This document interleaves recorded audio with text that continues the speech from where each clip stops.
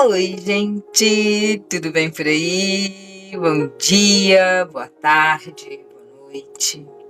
Seja a hora que você estiver me ouvindo, que o Senhor te abençoe e fale com você nesse que é o penúltimo capítulo do livro de Lucas do Novo Testamento, Lucas 23. Temos quantos versículos? Deixa eu olhar. 56 versículos. E amanhã fecharemos o livro de Lucas e o Novo Testamento. Por enquanto, nas enquetes, em todas as plataformas que eu coloquei, Isaías está ganhando. Vamos ver até amanhã na hora de fechar. Amanhã não, né? É depois da manhã. Vamos lá. Jesus diante de Pilatos. Em seguida, o grupo todo se levantou e levou Jesus para Pilatos. Lá começaram a acusá-lo, dizendo: pegamos este homem tentando fazer o nosso povo se revoltar, dizendo a eles que não pagassem impostos ao imperador e afirmando que ele é o Messias, um rei. Aí Pilatos perguntou a Jesus: você é o rei dos judeus? E Jesus respondeu: quem está dizendo isso é o Senhor. Então Pilatos disse aos chefes dos sacerdotes e à multidão: não encontro nenhum motivo para condenar esse homem. Mas eles insistiram: ele está causando desordem entre o povo e em toda a Galileia. Ele começou na Galileia e agora chegou aqui. Então, nesse pequeno espaçozinho aqui, a gente vê Pilatos confessando que Jesus não tem nenhum tipo de acusação de pecado, ele não vê nada de errado em Jesus. Nós vemos que as pessoas mentem a respeito de Jesus, falando que ele estava fazendo desordem, falando que ele não era para pagar imposto, tudo mentira, porque nós vimos lá que ele falou: dá a César o que é de César, sobre os impostos. E tem várias coisas que a gente vê aqui, né? Jesus não dando confiança, quando pergunta: você que está falando isso, não sou eu, e Jesus fica em silêncio ali, né? Responde só o necessário. Muitas vezes a gente abre a boca demais. Muitas vezes as pessoas nos acusam e a gente quer justificar falando que não, que a gente não fez isso, e a gente não ficou falando para as pessoas não pagarem impostos, a gente quer se defender. O que a gente aprende com Jesus aqui? Ficar quieto, não ficar... Deixa eu desligar isso, tá fazendo barulho. Ficar quieto, responder só o necessário, de preferência nada, uma resposta vã, e não dar confiança para os mentirosos, né? Porque as próprias pessoas que estão recebendo a nossa acusação vão perceber, assim como Pilatos, que ele falou: não vejo problema nenhum nesse homem. Vê como é que ele fala aqui? Não encontro nenhum motivo para condenar esse homem. Para mim, esse homem é inocente. É isso que ele quis dizer. Então, vamos agir como Jesus, né? Porque a gente vive envoltos a essa situação das pessoas mentindo pra gente, nos levando até a julgamentos mesmo, né? Mas vamos agir como Jesus. Ouvindo isso, Pilatos perguntou: este homem é da Galileia? Quando soube que Jesus era da região governada por Herodes, Pilatos o mandou para ele, pois Herodes também estava em Jerusalém naquela ocasião. E Herodes ficou muito contente quando viu Jesus, pois tinha ouvido falar a respeito dele, e fazia um tempo que ele queria vê-lo. Ele desejava ver Jesus fazer algum milagre. Então fez muitas perguntas a Jesus, mas ele não respondeu nada. Os chefes dos sacerdotes e os mestres da lei se apresentaram e fizeram acusações muito fortes contra Jesus. Herodes e os seus soldados zombaram de Jesus e o trataram com desprezo. Puseram nele uma capa luxuosa e o mandaram de volta para Pilatos. Naquele dia, Herodes e Pilatos, que eram inimigos, se tornaram amigos. Olha, outro bloquinho aqui de histórias, e olha, vamos analisar isso aqui rapidinho. Pilatos falou que não viu nada em Jesus. Como eles eram políticos, e nós sabemos como são os políticos, eles dão bom dia para Deus e para o diabo. E aí Pilatos falou: eu não vejo problema nenhum nesse homem. Então Herodes está aí, ele é lá da coisa de Herodes, manda para Herodes, Herodes que se vire para lá. Quando chegou lá, Herodes estava ansioso por conhecer Jesus, ele queria ver um milagre feito por Jesus. O coração dele estava sedento por Jesus, mas chegaram várias pessoas junto, começaram a meter o pau em Jesus, contar um monte de mentira para Herodes. E Herodes, infelizmente, se deixou levar e começou a chacotar de Jesus também. Colocaram capas e fizeram... o coração dele queria, sabe, conhecer Jesus, ver um milagre, presenciar um milagre. Mas as pessoas, o ambiente, a ambiência, a convivência que a gente vive, né, são os 5 maiores que a gente convive, é o que as ações que a gente toma, né, vem a partir dessas pessoas, e ele estava ali no meio daquela multidão, ele se envolveu e condenou Jesus também. Uma outra curiosidade é que o livro de Lucas é o único que conta essa historinha que eu tô lendo aqui. Os outros evangelhos não contam essa história de que Pilatos mandou para Herodes. Só falam, resolvem ali entre Pilatos. Podem olhar lá. Lucas é o único que fala sobre Herodes. E o final desse bloquinho fala que eles eram inimigos, Herodes e Pilatos, e eles se tornaram amigos. Então, até no meio da confusão, da mentira, da desordem, do sofrimento, Jesus une as pessoas, mesmo que sejam inimigos. Eles eram inimigos e se uniram. Jesus tem o dom de levar paz, de levar amor, de levar amizade, de levar perdão. Aonde ele chega, ele leva essa situação. Até entre Herodes e Pilatos, que eles eram inimigos e se tornaram amigos por causa de Jesus. Vamos para o terceiro bloco. Pilatos reuniu os chefes dos sacerdotes, os líderes judeus e o povo, e disse: Vocês me trouxeram este homem, e disseram que ele estava atiçando o povo para fazer uma revolta. Pois eu já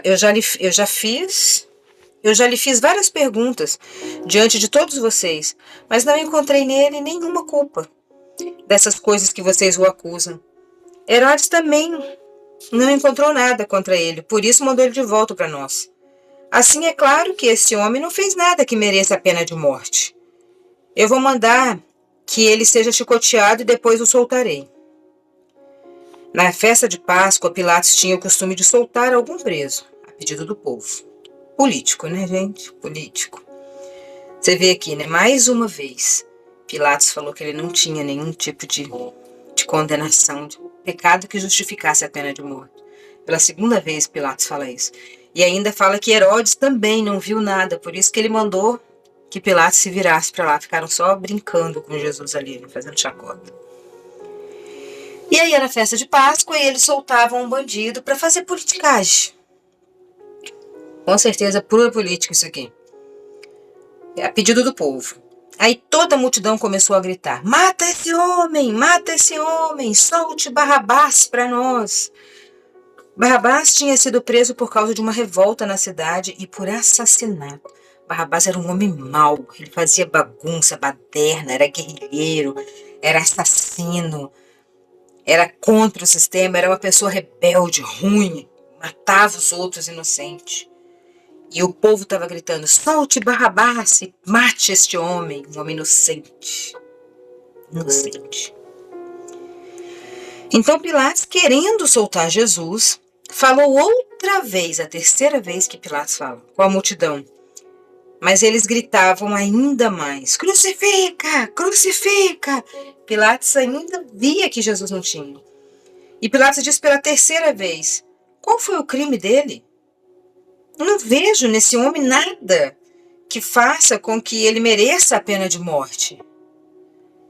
Vou mandar que ele seja chicoteado e depois o soltarei. Porém, eles continuaram a gritar bem mais alto, pedindo que Jesus fosse crucificado. E a gritaria deles venceu, porque eles são políticos. Ele viu 3 vezes, ele falou, ele anunciou, ele profetizou, ele disse que Jesus não tinha nenhum pecado, nenhuma forma, nada que justificasse a prisão dele. O outro chefe lá, o Herodes, também falou, mas pelo povo. Por isso que dizem que a voz do povo é a voz de Deus. Às vezes não é o Deus verdadeiro, né? Mas é a voz de Deus. Aqui se encaixa melhor, a união faz a força, né? Se a gente se unir, fizer um barulho, a gente consegue as coisas. E aí, por causa que o povo gritava, ele como um bom político que era, né? A gritaria deles venceu. E Pilatos condenou Jesus à morte, como pediam. E soltou o homem que eles queriam, Barrabás, assassino, guerrilheiro, ruim. Aquele que havia sido preso por causa da revolta e de assassinato, e entregou Jesus para fazerem com ele o que eles quisessem. Então os soldados levaram Jesus. No caminho, eles encontraram um homem chamado Simão, da cidade de Cirene, que vinha do campo. Agarraram Simão e o obrigaram a carregar a cruz, seguindo atrás de Jesus. Uma grande multidão o seguia, e nela havia algumas mulheres que choravam e lamentavam por causa dele. E Jesus virou-se para elas e disse: Mulheres de Jerusalém, não chorem por mim, mas por vocês e pelos seus filhos. Porque chegarão os dias em que todos vão dizer: felizes as mulheres que nunca tiveram filhos, que nunca deram à luz e que nunca amamentaram. Chegará o tempo em que todos vão dizer às montanhas: caiam em cima de nós, e dirão também aos montes: nos cubram. Porque se isso tudo é feito quando a lenha está verde, o que acontecerá então quando ela estiver seca? E levaram também 2 criminosos para serem mortos com Jesus.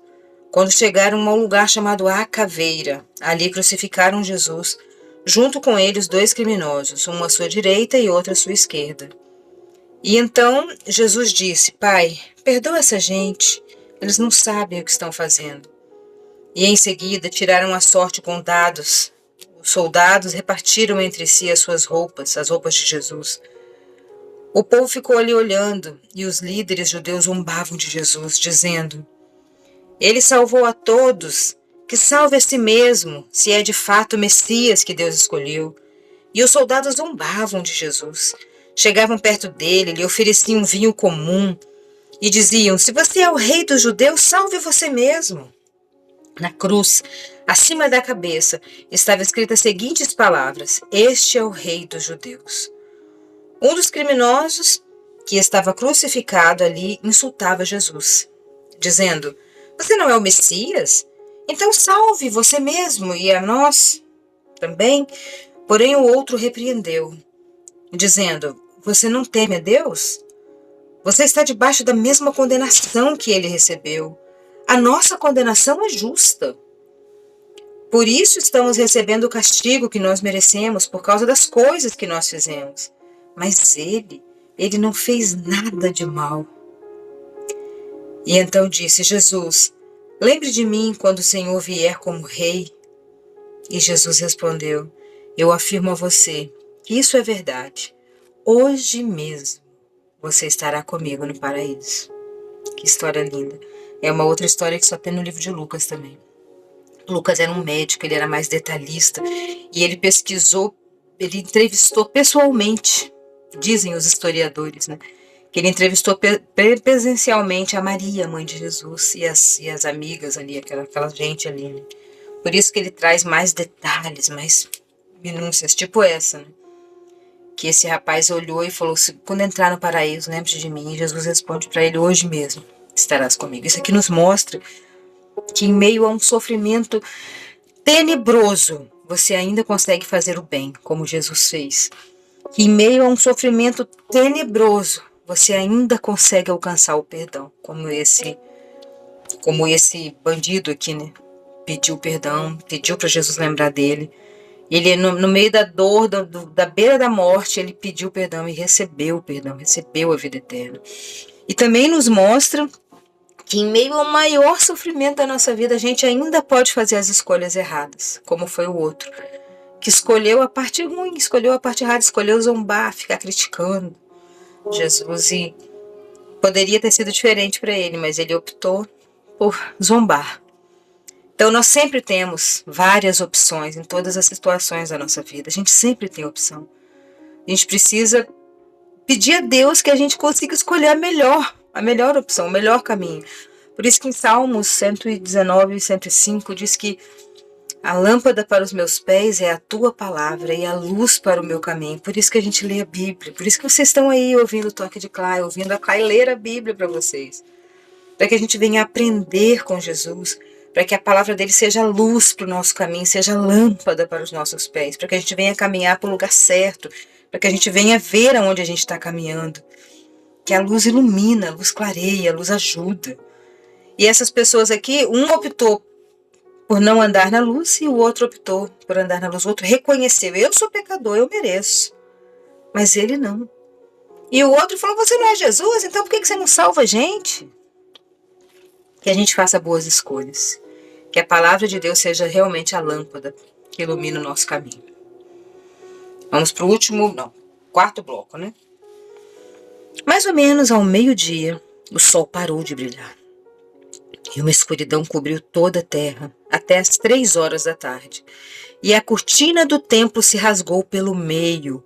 Aí Jesus gritou bem alto, Pai, nas tuas mãos eu entrego o meu espírito. E depois de dizer isso, ele morreu. Quando o oficial do exército romano viu o que havia acontecido, ele deu glória a Deus, dizendo, de fato, este homem era inocente. E todos que estavam ali reunidos para assistir aquele espetáculo, viram o que havia acontecido e voltaram para casa, batendo no peito em sinal de tristeza. Todos os amigos de Jesus e as mulheres que tinham seguido desde a Galiléia ficaram de longe, olhando tudo aquilo. Nesse bloco aqui, nessa parte, a gente vê que o soldado romano, então as pessoas às vezes são a nossa oposição. Elas estão contra a gente, elas lutam contra a gente, elas falam mal da gente, elas contam mentira da gente, mas na última hora ali, na hora que ela vê a nossa alma verdadeiramente aberta, na hora que ela percebe quem somos nós, ela se arrepende, assim como o soldado. E mais uma vez, esse capítulo é todo um capítulo de confirmação da santidade de Deus, de Jesus, né? Todo o tempo, Pilatos, Herodes, agora o soldado, o ladrão da cruz, são várias pessoas afirmando que ele era honesto, que ele era santo, que ele não merecia todo aquele sofrimento. Mostrando a santidade de Deus, mostrando que a gente pode ver as coisas em meio à luta, em meio a sofrimento, em meio à tristeza. A cortina do templo se rasgou. Para você que está chegando aqui e não ouviu quando a gente leu Êxodo, Gênesis, assim, lá eles faziam tabernáculos, que eram igrejas. E aí na igreja tinha uma parte que ficava o público e uma cortina enorme que ficava o Santíssimo, o Santo dos Santos. Uma outra parte que só entrava o sacerdote, a pessoa que era santificada. Ela colocava uma roupa especial com sininhos assim no cinto, eram uns badulaques, assim, um sininho. E ele entrava com uma corda. As outras pessoas seguravam a corda. Ele entrava dentro dessas cortinas e lá tinha um altar e tal. E ele apresentava a Deus, ele fazia os sacrifícios dos animais e para o Senhor sentir aquele aroma e ser perdoado o povo. Cada um tinha os seus pedidos de perdão ali e esse sacerdote fazia isso. Se ele tivesse em pecado, se ele tivesse com a alma dele suja, ele morria, ele caía duro diante do altar, lá no Santíssimo, além da cortina. E aí as pessoas puxavam ele com aquela corda. Fazia aquele barulhinho do sininho e já sabia que ele tinha morrido. E esse lugar, quando Jesus morreu, ele foi cortado de alto a baixo. Aquela cortina do templo, como fala ali, né? A cortina do templo se rasgou ao meio, rasgou assim, ó, abriu, caiu a cortina. O que significa isso pra gente? Que nós temos livre acesso ao Santíssimo. Agora as pessoas que estavam do lado de cada templo podiam ver, podiam estar lá no Santíssimo. Direto a Deus, nós não precisamos de intermediário algum. O nosso intermediário é Jesus, que foi o nosso Cordeiro. Nós temos acesso direto a Deus. Para que você vai ficar conversando com pessoas e com coisas e buscando, sei lá, coisas, se você pode ir direto no Papa? Você pode ir direto no Cristo, no Jesus Cristo, no Deus. Você pode ir direto com o Senhor. É isso que Jesus mostrou aqui.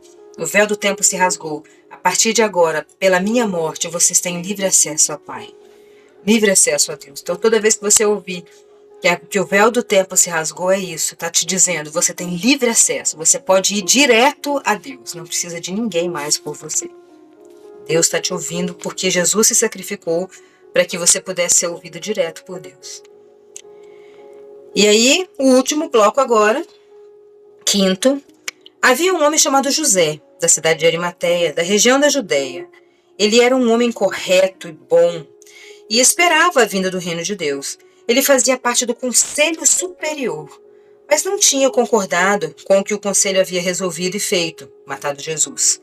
José era um daqueles que estava ali, mas ele não concordou. O que isso nos mostra? Que nem sempre as pessoas que estão envolvidas naquilo ali são como todos. A gente tem mania de generalizar as classes, e isso é burrice. Não podemos generalizar as classes. José está nos mostrando aqui. No meio de toda aquela pessoa lá que os inimigos viraram até amigos para poder debochar de Jesus, aquela confusão daquelas pessoas que se exaltavam demais, existia José. Ele era daquele grupo, daquele meio, e ele não concordou com aquilo. Então, existe sim os bons misturados no meio dos maus, né? E José não concordou com aquilo, com o assassinato de Jesus. Ele fazia parte do conselho superior, uma pessoa importante. Então José foi lá e pediu a Pilatos o corpo de Jesus. Então tirou o corpo da cruz, o enrolou num lençol de linho, depois o colocou no túmulo cavado na rocha, que nunca havia sido usado. Ele era um homem rico, que nunca tinha sido usado. Foi na sexta-feira e já estava para começar o sábado.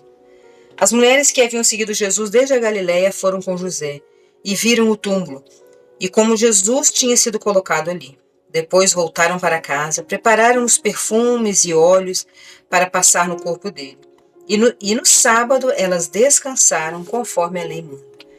Aqui está dizendo que mesmo em meio a tanta confusão, a tanto problema, a tanta dor, a tanto luto, nós devemos fazer o que tem que ser feito. Elas descansaram no sábado como a lei deles mandava. Elas foram preparar os perfumes para ungir o corpo como a lei mandava. Tudo que tinha que ser feito, elas fizeram mesmo meia dor. Então, para de ser preguiçoso, para de ficar sofrendo aí sentado nesse sofá, nessa cama, e dando desculpa de que você está depressivo porque você está sofrendo muito. Essa é a notícia, essa é a resposta aqui, ó. Mesmo em meio à morte de Jesus, essas mulheres guardaram o sábado, fizeram os ungüentos, fizeram todo o trabalho que elas precisavam fazer. Que você também faça o que você tem que ser feito, porque quem te dá força é Jesus e Ele já te deu livre acesso a Deus. Beijão e até amanhã no último capítulo.